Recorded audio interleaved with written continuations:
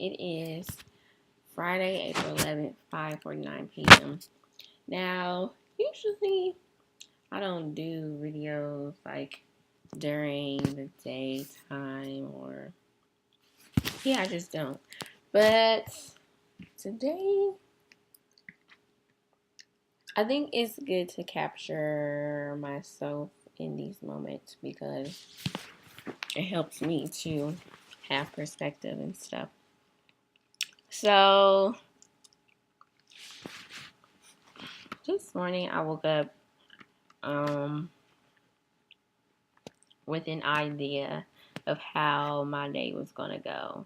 And so when my day didn't go that way, like literally everything that was supposed to happen didn't happen, and it just threw me off. And so I noticed that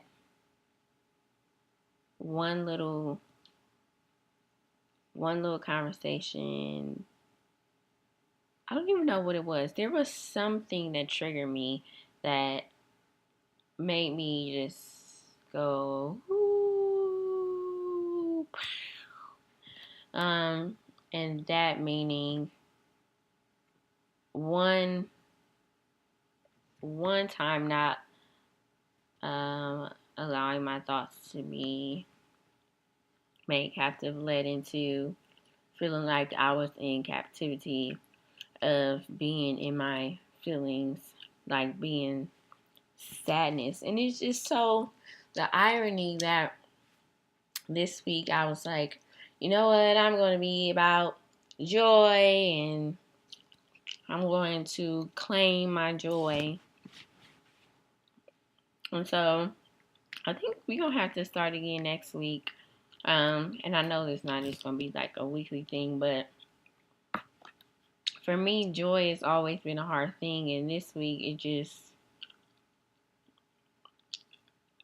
to attain joy, it is something beyond things going your way. Because if you're only dependent upon things going your way, then you will never have joy. And so I think that's what I had to learn. And I think just like in my devotional time this morning, I was still in Romans, and it was talking about everything that doesn't come from faith is sin. And so yesterday I was at a point where I was like, I can really feel the sinfulness of my sin, and today I could see how my actions were not coming out of faith. And so to feel that back to back, it's like, Jesus, I'm just failing. Oh my gosh, I'm just failing. But there's grace there. And,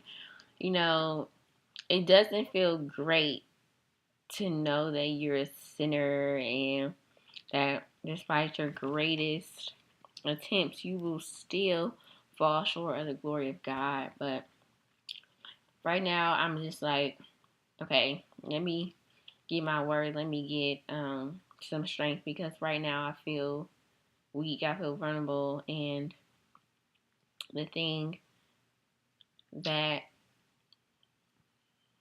you want to do during these times is isolate yourself. And I know, like for me, when these times come and I have to deal with reality, I often resort to my, what do I call them? I guess it's just my coping things. So for me, if I'm trying to avoid something, I may just go on the internet and just research everything, or I may work on something that I can put off, so that I don't have to deal with my feelings with God.